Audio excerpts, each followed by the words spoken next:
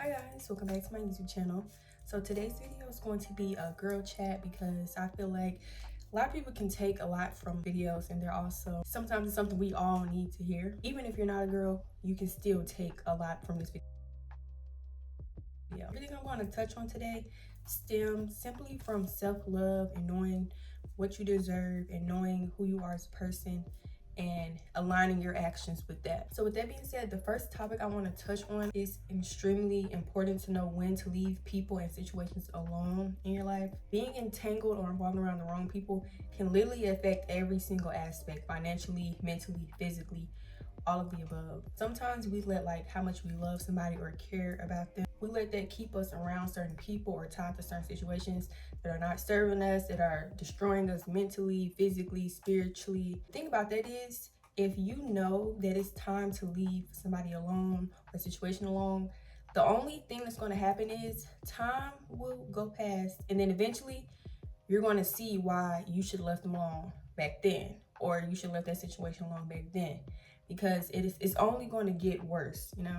The sooner you realize, yeah, this isn't for me, I'm not gaining nothing from this is draining me, is the better your outcome is going to be, versus you realizing that and consciously making a decision to stay where you know you need to leave.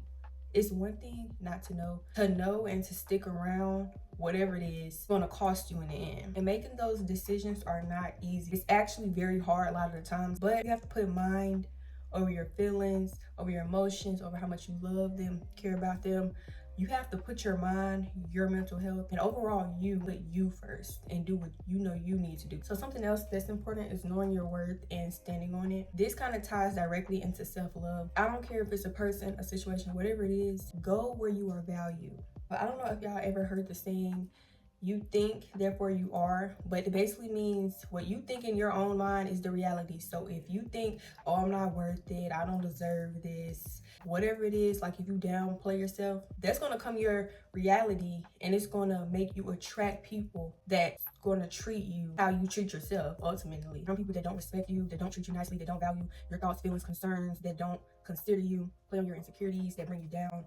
Those are not the type of people that need to be in your life. We all deserve respect, human decency, consideration. You know what I'm saying? You need to come to the realization that I'm worth more than this, I deserve more than this, and don't let people treat you less than that, period. If you allow people to treat you a certain way, they're going to keep treating you that way. You are valuable. Speak it to yourself, remind yourself, and then act accordingly on that. And this, to me, is one of the most important things. I feel like it's character development. I feel like everybody should learn how to work and build up your character, because looks are cool, being pretty is cool, but your character outweighs all of that. You know what I'm saying? Somebody looking good might draw your attention, but if you get to know them and it's like, oh, you're actually not that good of a person, and all of a sudden the looks don't matter no more. You know what I'm saying? So really take the time to build your character in the best way possible, because you have to be more than just looks. And also, it's not even just that, but pouring into yourself, y'all, is literally the best thing you could ever do. I feel like I'm a very impatient person. Let me work on being more patient. Or I feel like I'm kind of rude. Let me work on being more kind. You can't go wrong with improving yourself. There's always going to be something to improve. People with good characters are remembered forever, y'all.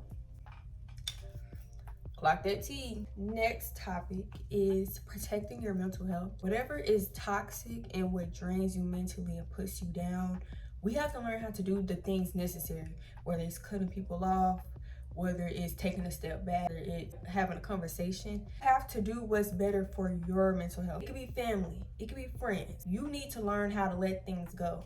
And it's okay for something to have been good at one point, it gets to another point and it's not good. It's okay to let it go when it's bad, y'all. It's a season for everything. It's a season for things to be good, and it's a season for things to be a little rocky. It's a season for you to be happy, and it's a season for you to be sad. Do not, for the sake of other people, keep tearing down your mental health. Your peace is one of the most valuable things you can have. And you also can't pour into other people from an empty cup. You can't really fully pour into your kids or your family or your school or your job or your work. Do what you have to do. The decisions hurt, yeah, but at the end of the day, your health matters more. Last thing I want to cover is being active in your healing journey. So what I mean by that is sometimes things happen in our life and we kind of just let time pass, and it's like, it's time pass, you get over it, it don't bother you as much. But unknowingly that could cause you to go into other situations or move based off trauma that you don't even know you probably had. Trauma doesn't always have to be a big humongous thing that stands out. It could be something little that you don't even notice you're doing out of trauma. You don't even notice you're doing it because of that situation.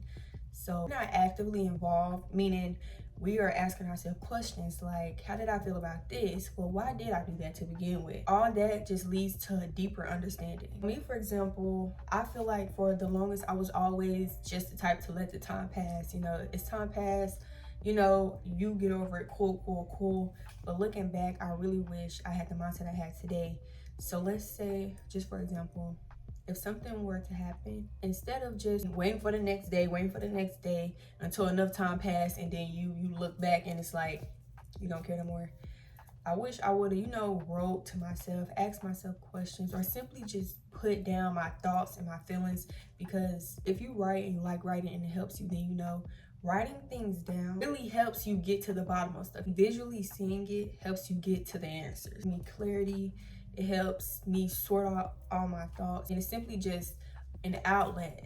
And I feel like when you don't have an outlet in your life, most people, well, I'm not gonna say most, but a lot of people act out of anger. So if you're like the type of person that just bottle up everything, you're more likely to like lash out on somebody, or you're more likely to be snappy and cranky all the time because you don't have an outlet. So ultimately, when it comes to healing, find your outlet. If you like writing music, if you like doing videos, if you like journaling, if you like doing video diaries talking about it, whatever it is, just be active, participant, and aware, and don't just let the time go by, because you learn so much more about yourself. Whatever it is you're trying to heal from, when you're actively participating, and also you can physically look back at a time in your life and just see how far you've come. But like I said in the beginning, practicing self-love in general is going to automatically kind of like knock some of these out for y'all. Like once you start diving deeper into yourself and pouring into yourself and filling your own cup, you're going to have a good outpour. So thank y'all for watching. I know some of y'all probably already knew a lot of this stuff, but let this be your reminder. So thank y'all so much for watching this video. Hopefully you were able to take something from this, and I'll see y'all in my next video. Bye.